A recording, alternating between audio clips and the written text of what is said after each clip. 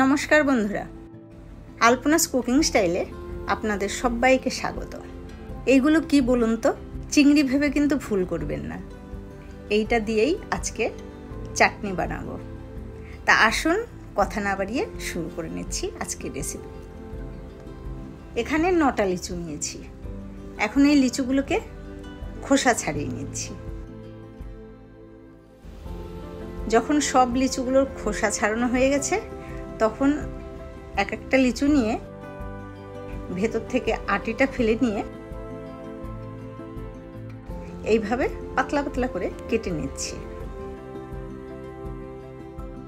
এইভাবে সব লিচুকে কেটে নিয়েছি। এইবার চাটনির জন্য একটা মশলা বানিয়ে নিচ্ছি।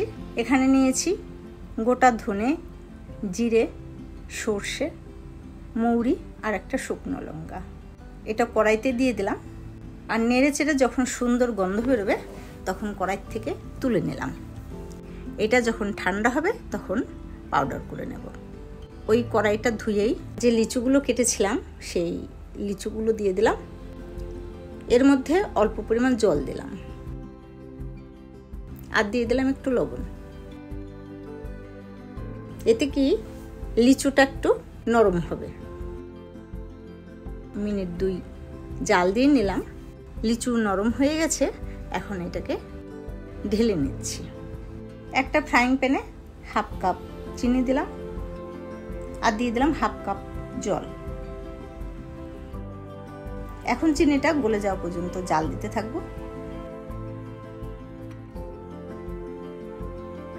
চিনি যখন গলে গেছে তখন ওই সেকে নেওয়া লিচুগুলো দিয়ে দিলাম।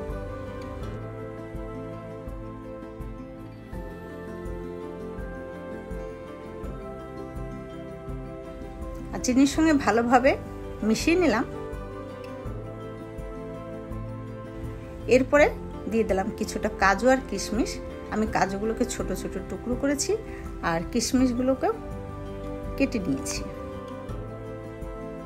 এখন নাড়িয়ে চাড়িয়ে যখন চাটনির আকার হবে একটু আঠা আঠা মতন, তখন এর মধ্যে যে মশলাটা গুঁড়ো করেছিলাম তার থেকে 1/2 চামচ মশলা এর মধ্যে দিয়ে দিলাম।